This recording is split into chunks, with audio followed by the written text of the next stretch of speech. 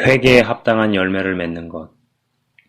예수님이 믿어지게 될 때 나름대로의 은혜 체험과 성령 체험을 하고 나면 보통 말씀과 기도를 많이 강조한다. 영의 양식을 섭취하면서 꾸준히 기도를 하는 것이 대단히 중요하다는 것을 모르는 사람이 있을까 싶다. 하지만 이 둘보다 더욱 중요한 것은 내 마음과 생각에서 일어나는 죄의 충동을 이기는 것이고 유혹을 받을 수 있는 상황들을 피하면서 조심히 나아가는 것이다. 너희가 죄의 유혹을 받지 않기 위해서 조심하고 기도하라 라는 말씀이 사복음서에 나오는데 기도하라는 명령 이전에 조심하라는 명령이 먼저 나온다는 것을 정말 유념해서 보아야 하고 생각을 해야 한다는 것이다.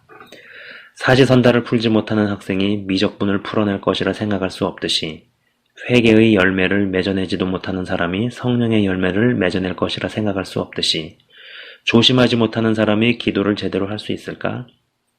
그 옛날에 말씀을 많이 읽고 기도를 많이 했었던 그 옛나라의 사역자들이 추한 모습으로 뉴스에 등장하거나 안 좋은 소식의 주인공으로 등장하게 되면 저들은 기도가 부족했다기보다는 조심하지 않았기에 저렇게 된 것이 아닌가라는 생각을 해보게 된다. 그렇다면 그들이 말씀이 부족해서 덕스럽지 못한 모습으로 뉴스에 등장한 것인가? 말씀이 부족했거나 기도가 부족한 것이 아닌 조심하지 않았기 때문이라 생각해 볼 수 있다. 한번 생각해보자. 하나님께서 왜 성경을 통해서 오신 예수님을 이야기하셨고 오실 예수님을 이야기하셨는가? 그분은 왜 죽으셔야 했는가? 이러한 일들은 다 죄가 인류 역사에 침투하고 나서 다 벌어진 일이다. 죄가 침투하지 않았으면 예수님이 육신으로 이 땅에 오셔서 죽으실 일도 없었고 하나님과 온전한 교제가 가능하기에 성경 말씀도 필요 없었을 것이고 우리가 아는 형태의 기도도 필요가 없었을 것이다. 이 말은 말씀을 많이 읽고 기도를 많이 하는 것보다 더욱 중요한 것이 죄를 짓지 않는 것이라 생각해 볼 수 있다. 성경을 백독하고도 끊어내지 못하는 죄를 여전히 가지고 있거나 회개의 열매를 맺지 못하는 것은 어떤 면에서 불신자보다 더 비극적인 상황을 연출하게 되는 반면에 성경을 십독을 한 상태에서 죄를 끊어내는 것이 우리가 진정으로 추구해야 하는 것이 아닐까? 이러한 맥락에서 기도를 몇 시간씩 하지만 죄를 끊어내지 못한다면 기도를 몇 분씩만 한다 해도 죄를 끊어내고 죄를 짓지 않는 편이 제대로 맞게 가고 있는 것이다. 신앙이 자라나게 되면 우리의 생각과 마음을 성령님께 굴복시켜 성령님이 드러나시게 되는 통로로 생각과 마음을 쓰게 할 수 있다는 생각과 동시에 성령님께 사로잡힌 생각과 마음이 육신을 통해서 나타나게 하려면 육신은 훈련이 필요하고 동시에 육을 관리해야 한다는 것이다. 우리의 육체에 행해지는 여러 종류의 훈련들에 대해서는 많은 이야기들을 할 수 있을 것이다. 하지만 여기에서는 육체 안에 내재되어 있는 욕구들을 자극시키지 않도록 조심하는 부분에 대해서 이야기를 해보고자 한다. 내 안에 싸우는 검은 개와 흰 개, 둘이 싸우면 내가 밥을 주는 쪽이 이긴다. 성령께서 내 안에 내주하시면 그분께서 모든 것을 자동적으로 알아서 해주시는 줄 아는 사람들이 상당히 많은 것을 보게 된다. 땅에다가 씨앗을 뿌려도 그 씨앗이 잘 자라서 땅 밑으로는 뿌리를 내려가고 땅 위로는 줄기를 키워나가게 만들어서 최종에는 열매를 맺기까지 얼마나 많은 수고를 해야 하는가. 헌데 성령님께서 거하시기 시작하면 자신이 자유의지를 어떻게 써야 하는지와 아무 상관없이 저절로 모든 것을 하나님께서 알아서 해주실 것이라 생각하는 사람들이 너무 많다. 하나님의 은혜로 말미암아 성령께서 역사하셔서 주 예수님을 구주로 영접하게 되는 일이 일어나게 되는 이후부터 은혜로 받은 구원을 지켜나가는 단계로 돌입하기 시작한다. 그리고 은혜로 받은 구원을 잘 지켜나가다 보면 어느 시점부터는 다른 이들을 구원시키는데 자신이 쓰임을 받고 있는 것을 보게 된다. 이러한 프로세스가 내게서 일어나기 위해서는 반드시 거쳐야 하는 단계가 있는데 바로 성령의 소욕과 육신의 소욕이 충돌이 나서 극렬하게 부딪히고 싸움이 일어나는 내 마음속의 전쟁터에서 하나님께서 어떤 생각을 주시거나 어떤 마음을 주시거나 어떤 깨달음이나 은혜를 체험하게 될 때 나의 의지를 써서 성령님께 붙어있는 것인데 정말 중요한 것은 선한 일을 하려고 하기 전에 전부터 해왔던 죄를 짓지 않으려는 싸움에서 반드시 이겨야 한다는 것이다.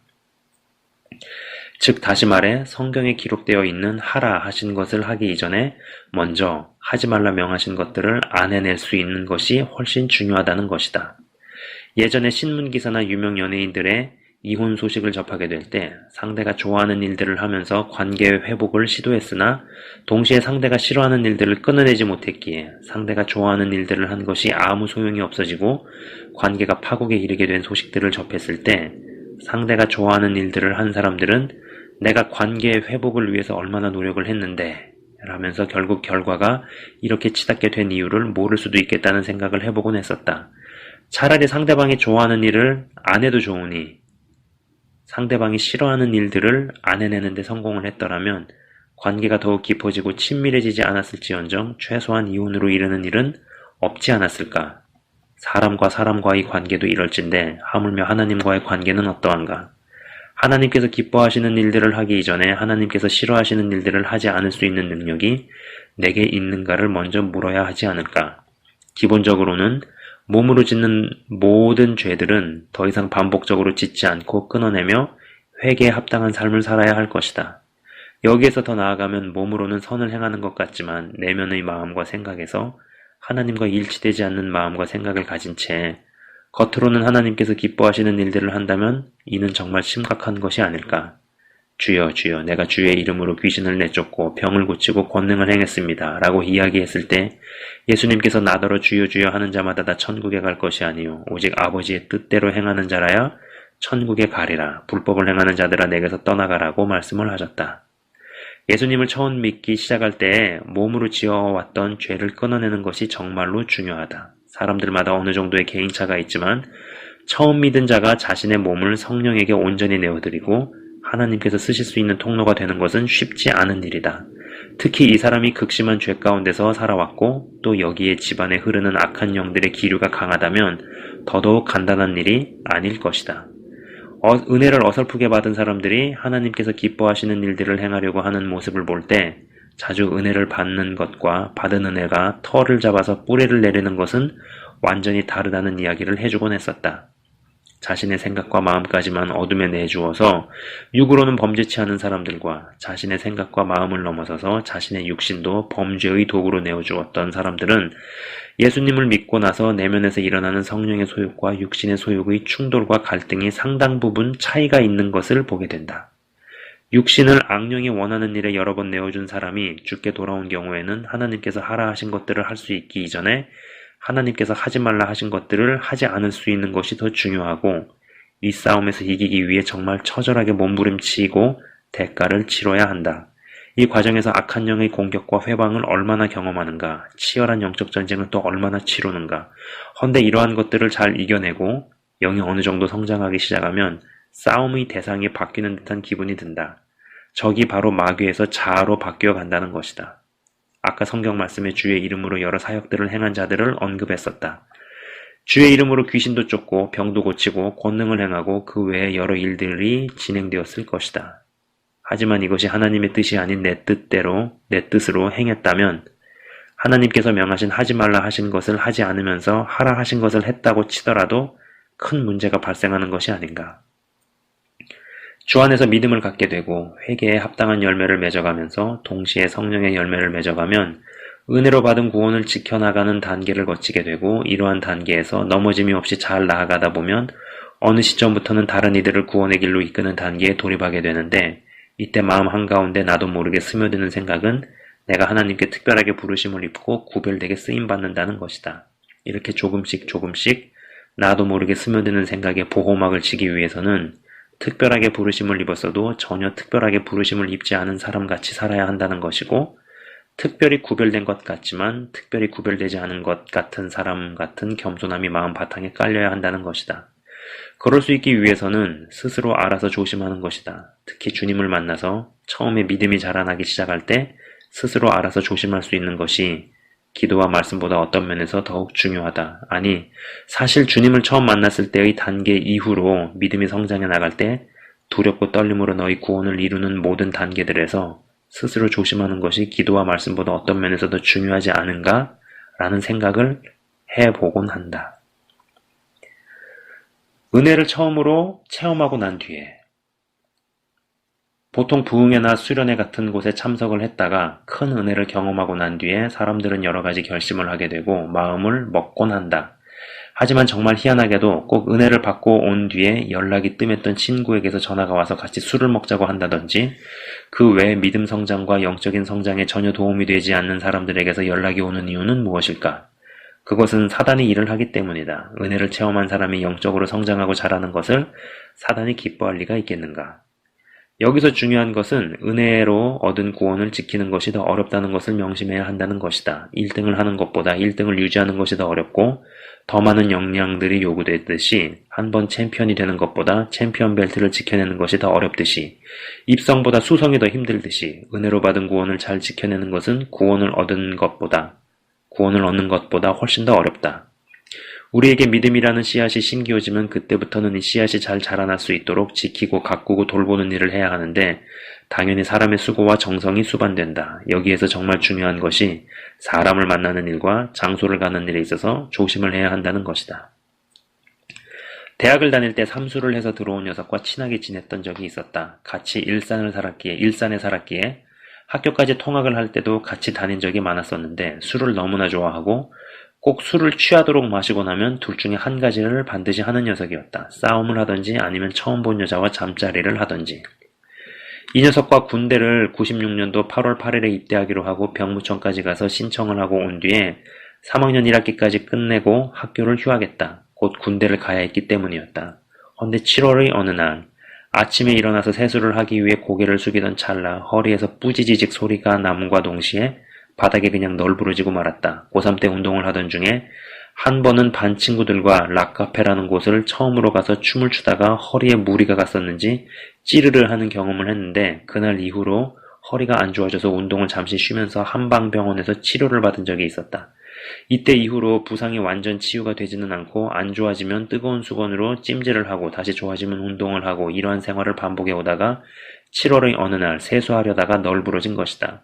이 일 때문에 나는 군대를 한번 연기해서 11월에 입대하게 되었는데 일병 정기 휴가를 나왔을 때 이 삼수생 학교 동기는 의가사로 제대해서 학교로 복학을 했다는 것을 알게 되었다. 그리고 내가 군대를 제대했을 때 이 삼수생은 학교를 졸업했다. 원래대로라면 같이 8월 8일에 입대해서 같은 날 제대하고 같이 복학을 했을 텐데 내게 일어난 일 때문에 군대를 한번 연기하게 되었고 다시 재입대 영장을 받는 11월 4일 전까지 그러니까 8월부터 11월 3일까지 하나님을 경험하게 되었다. 화장실 바닥에서 기어나오고 나서부터 제대로 걷지 못할 정도로 허리가 너무 아팠고 마치 허리에 심장이 달려서 피를 한 번 내뿜을 때마다 허리뼈를 때리는 기분이었다. 발가락만 움직여도 뼈가 아팠고 진통제를 먹어도 4시간 정도밖에 잘 수가 없었다. 잠에서 깨어보면 옷은 땀으로 완전 젖어 있곤 했다. 8월 8일에 군입대를 해야 하는데 이 몸으로 군대를 가면 죽을 것이다 라는 두려움이 엄습했다. 아주 살살 천천히 엉금엉금 기다시피 걸어서 어렵게 찾아간 동네 정형외과에서 이러한 사실을 이야기했더니 나를 어설프게 군대나 빼려는 놈으로 인식했던 것 같다. 그래서 큰 대학병원으로 가서 MRI를 찍어보니 오른쪽 인대가 늘어난 것이 잡혀서 그 사진을 병무청에 제출하고 군입대를 연기시키게 되었다. 학교는 이미 휴학계를 냈고 군대는 연기가 되니 할 일 없이 보내는 시간이 많았고 허리를 치료하는 데에 매진을 하고 있었던 어느 날 할머니께서 동네에 있는 교회에 가자 하셨다. 96년도 당시에 우리 가족은 일산 신도시에 살고 있었는데 집 근처에 신학교를 막 졸업하신 전도사님들이나 목사님들이 개척하신 작은 지하 개척교회들이 정말 많았었는데 그 교회들 중 하나에 할머니가 출석을 하고 계셨다. 허름한 지하실 교회였다. 금요철야를 할머니와 부모님과 같이 갔었던 것으로 기억을 한다. 기도 시간이 되어서 기도를 하던 어느 순간에 정말 말할 수 없이 뜨거운 무언가가 나를 덮쳐왔다. 몸이 너무 뜨거워서 안경도 집어던지고 몸을 좌로 떼굴떼굴 우로 떼굴떼굴 구르기를 몇 시간을 했을까. 하도 오랫동안 그랬던지 옆에서 기다리시던 부모님과 할머님은 먼저 집으로 돌아가셨고 그날 그 교회에서 잠을 잤었던 기억이 난다. 그날 이후로 내게 신비한 현상들이 나타나고 체험되기 시작했다. 가만히 서 있으면 내 주위로 새들이 모이기 시작한다든지 일식집에 들어섰을 때 몇 분 뒤에 싸움이 벌어질 것을 알게 된다든지 사람 사진을 보기만 해도 무언가를 알게 된다든지 밤만 되면 시커먼 구름이 발가락부터 나를 덮으려고 한다든지 특히나 이 경험은 너무나 무서워서 샤워를 할 때 물이 튀는 잠깐의 순간에도 눈을 깜빡일 수가 없었다. 방에 불을 켜놓고 잠들지 않기 위해서 버티다가 잠깐 잠에 들면 그때는 어김없이 가위에 눌리곤 했었다.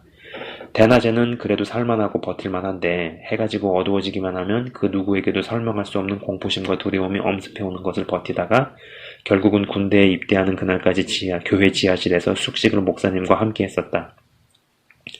11월 4일 입대 전까지 개척교회 지하실에서 살면서 이때부터 성경을 읽으려 해보았지만 너무 낯설고 어려웠기에 성경에 관련된 서적들을 손에 잡히는 대로 읽었었던 기억이 난다. 참 재미있는 것은 삼수를 해서 체대에 들어온 대학 동기는 지금에 와서 보면 온갖 귀신들이 그 녀석 안에 있었다는 것이고, 원래는 같은 날 군대에 입대하기로 했기에 학교도 같이 복학을 했어야 맞는 것이지만 허리 부상 때문에 군대 입대가 8월 8일에서 11월 4일로 밀리는 바람에 몇 개월 늦게 입대를 하게 되었고, 일병 정기 휴가를 나오게 된 날 우연히 그 친구와 통화를 하다가 그 녀석은 의가사 제대를 하게 된 것을 알게 되었다. 군에 계속 있는 동안 그 친구는 학교로 복학을 했고, 내가 학교를 복학하게 될 때 그 친구는 학교를 졸업을 했기에 상당히 오랜 시간 동안 같이 마주칠 일이 없었다. 이러한 상당한 기간 동안 믿음이 자라게 되었고, 그리고 학교를 졸업하고 유학을 결정하고 나서 어느 날 동네에서 삼수에서 들어온 단짝 친구를 정말 오래간만에 만나게 되었는데 그때의 기억을 아직도 잊을 수가 없다. 야, 현승아, 언제 술이나 한잔하자라고 말했던 그 친구의 말이 나에게 너는 내가 알던 현승이가 아니네. 우리 앞으로 두 번 다시 보지 말자라고 들렸고, 실제로 그때의 만남을 마지막으로 지금까지 연락한 적도 만난 적도 없다. 이때의 경험은 나에게 주의 은혜로 믿음이 들어갔어도 제대로 주의 군사로 성장하기 위해서는 당분간은 안전한 환경에서 믿음을 키우고 신앙을 성장시키는 것이 정말 중요하다는 것을 체험적으로 가르쳐준 것이라 생각한다. 그때 당시에 새롭게 태어난 영의 자녀를 위해 하나님께서 베풀어 주신 일종의 배려가 아닌가 싶기도 하다. 마치 새로운 자동차 산업을 일으키려고 하는 초기 단계에 시장이 개방되어서 유럽의 자동차 회사들과 일본의 자동차 회사들이 대한민국의 시장에 들어왔다면 지금의 현대자동차를 상상할 수 있을까?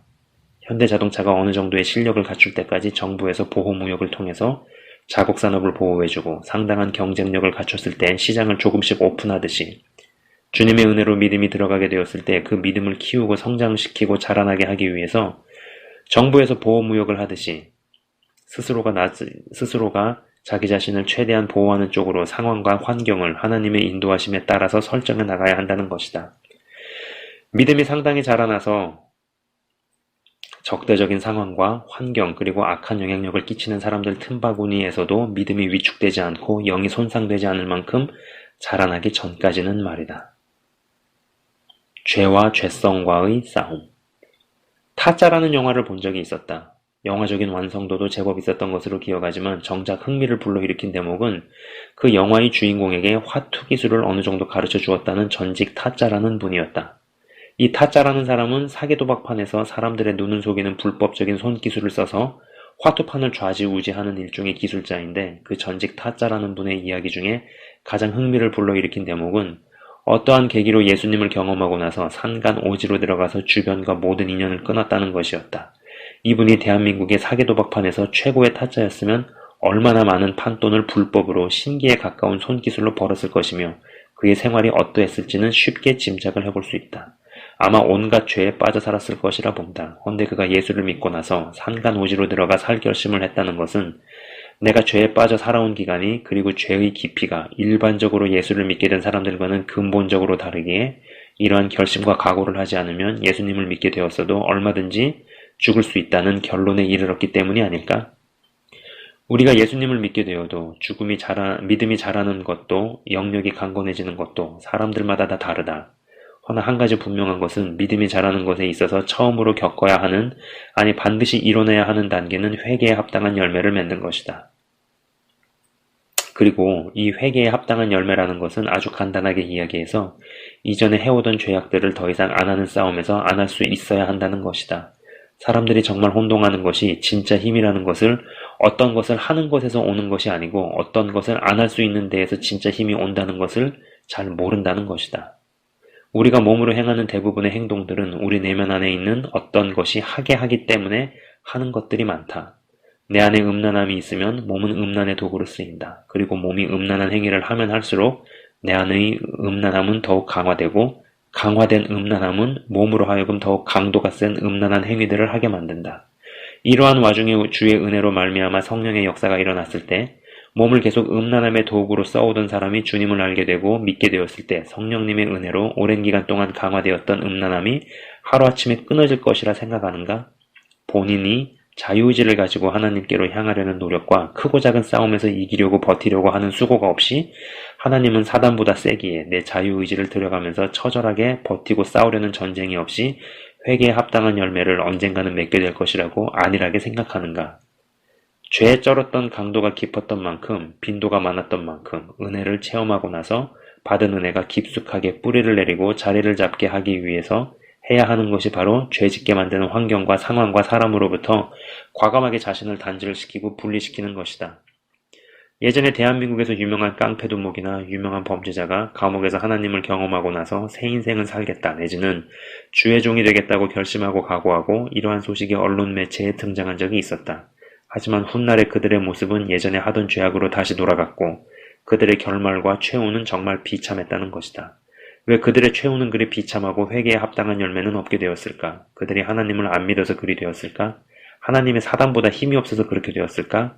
하나님을 모르고 어둠 속에서 본질상 진노의 자녀로 살아갈 때에는 오직 하나님의 은혜로만이 하나님께서 우리에게 찾아오셔야만이 정말로 전적인 하나님의 일하심과 역사하심으로만이 우리는 그분의 자녀가 될 수 있다. 하지만 성령을 경험하고 나서 하나님의 자녀가 되면 그 후로는 야고보서 4장의 말씀처럼 하나님을 가까이 해야 그분도 우리를 가까이 하신다는 것이다. 그리고 우리가 가까이 하려 하면 우리의 대적이 그때부터는 가만히 있지 않고 어떻게든 그분께 가까이 나아가는 것을 회방하고 방해하고 공격한다는 것이다.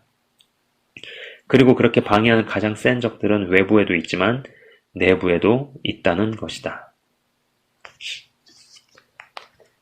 사람은 먹어오던 것을 먹으려 한다. 우리 육신을 잘 가만 들여다보자. 배고플 때 어떠한 음식이 먹고 싶다는 생각이 들었을 때 이러한 질문을 해보았는가? 지금 이러한 음식을 먹고 싶은 것은 내 안에 있는 어떠한 요인이 무언가를 유발시켜서 이 음식을 먹게 하는 것인가? 아니면 정말 내가 바라고 원해서 먹고 싶어 하는 것인가? 라는 질문 말이다. 우리의 육체도 무언가를 오랫동안 먹어오면 주기적으로 그것을 먹어야만 하게 되어 있다. 내가 캐나다의 윈저라는 동네에서 1년간 유학을 하고 있었을 때 한국 음식을 안 먹고 서양식으로 식사를 바꾸면서 적응을 빨리 할 줄 알았던 적이 있었다. 그래서 6주 정도를 한국 음식을 안 먹고 서양식으로 식사를 해보았었는데 정말 이만저만 스트레스가 아니었었다. 결국 견디다 못해 한식을 먹으려 했었는데 지금은 모르겠으나 그때 당시에 2003년도였었다. 그때 당시에는 한국 식당이나 한국 마켓이 하나도 없었기에 디트로이트로 넘어가서 한식을 먹거나 디트로이트에 있는 대형 이민 한인교회에서 반찬을 얻어왔었던 적이 있었다. 아직도 생각나는 것이 김치를 디트로이트에서 받아왔었는데 밤 12시가 넘은 시간에 냉장고 문을 열고 김치만 꺼내 먹었던 일이 뚜렷하게 떠오른다. 이러한 이야기를 주변에 하니 내게 창자 속에 새겨진 김치 맛이 근본적으로 바뀌어서 더 이상 김치를 안 먹으려면 김치를 먹지 않는 노력을 서서히 기울이면서 그리고 상당한 시간이 걸릴 것을 각오해야 할 것이다 라는 이야기를 들었었다. 2세대 혹은 3세대 정도 후대에 가서는 창자에 각인되어 있는 김치 맛이 그제서야 사라질 것이라는 이야기와 함께 말이다. 언젠가부터 내가 먹고 싶은 음식을 먹는다라는 생각보다는 예전에 먹어보았던 내 몸속에 창자 속에 각인되어 있는 맛이 힘을 잃고 퇴색이 되려고 할 때 나로 하여금 그 맛을 지니고 있는 음식을 먹게 한다라는 생각으로 바뀌기 시작했다. 즉 다시 말해서 지금 내가 먹고 싶은 음식은 엄밀히 말해서 내가 먹고 싶은 음식이 아닐 수도 있다는 것이다. 그런데 정말 중요한 것은 이러한 이치가 단순한 육체에만 적용되지는 않는다는 것이다. 우리의 영체는 어떨까? 우리가 하는 마음이나 생각이 정말로 내가 하고 싶은 마음과 생각인지 아니면 내 안에 각인되어 있는 어떠한 것이 나로 하여금 특정 마음이나 특정 생각을 먹게 한다면 지금까지 여러분이 하는 생각 혹은 여러분이 갖게 된 마음을 내가 하는 생각이고 내가 갖는 마음이라고 생각해 왔는가? 내 속에 무언가가 하게 만든 생각을 내 생각이라고 속고 사는 것은 아닐까? 내 속에 무언가가 갖게 만든 마음을 내가 가진 마음이라고 속으면서 살아온 것은 아닐까? 정크푸드를 오랜 시간 먹어왔으면 주기적으로 정크푸드를 먹고 싶은 생각이 들 때 내가 정크푸드를 먹고 싶다는 생각이 드는 것처럼 내 안에 어떤 요인이 오랫동안 자리를 잡았으면 특정 마음이나 생각을 내가 하고 있는 생각이나 마음으로 착각하는 것은 아닌가 하는 것이다. 그렇다면 이것을 바꾸기 위해서는 과연 어떻게 해야 하는가? 초신자들에게 있어서 바로 이 지점에서 두 가지의 싸움이 동시다발적으로 벌어진다는 것이다. 첫 번째는 정크푸드가 땡기는 것은 내가 먹고 싶은 것이 아니라 오랫동안 먹어온 몸이 나로 하여금 정크푸드를 먹고 싶은 생각을 넣어주듯이 나에게 드는 생각과 마음은 내가 그러한 생각과 마음을 먹는 것이 아니라 오랫동안 내 안에 자리를 잡은 어떤 존재가 나로 하여금 특정 생각을 하고 특정 마음을 먹게 한다는 것을 인식하고 생각과 마음에 대해서 전쟁을 선포해야 하는 것이다. 두 번째로는 정크푸드가 땡길 때 위에서 언급한 세 번째를 언급했으면 이제 실제 행동에서는 먹고 싶은 유혹을 피하면서 정크푸드를 먹지 않으면서 동시에 다른 음식으로 배를 채워나가야 하듯이 특정 생각과 마음에 굴복하지 않으면서 동시에 나로부터 비롯되었다고 착각해왔던 생각과 마음으로 비롯된 주기적으로 반복되었던 특정 행동들을 더 이상 하지 않으면서 다른 행동들로 대체해야 한다는 것이다. 정크푸드를 오랜 기간에 걸쳐서 먹어왔으면 위의 두 가지를 동시에 진행하는 것이 결코 만만치 않을 것이다. 마찬가지로 특정 마음과 생각을 내 생각과 마음인 양 착각해오면서 오랜 기간 동안 특정 행위들을 해왔다면 하나님으로 인해서 은혜로 구원을 받아서 새로운 하나님의 자녀로 거듭났다 하더라도 특정 마음과 생각이 바뀌어지는 지점까지 이르는 것이 결코 만만치 않다는 것이다. 지금껏 이러한 변화를 하나님께서 나의 마음을 언젠가는 바꿔주실 것이다 라는 생각이나 인간은 연약하기 때문에 죄를 지을 수밖에 없다 라는 생각이나 한 번 구원은 영원한 구원이라는 생각 등등으로 자신을 가리고 감추면서 정작 회개에 합당한 열매를 맺고 더 나아가서 성령의 열매들을 맺는 쪽으로 나아가는 것은 얼마나 등한지 되어왔고 가려져 왔는지를 깊이 생각해 봐야 할 일이다.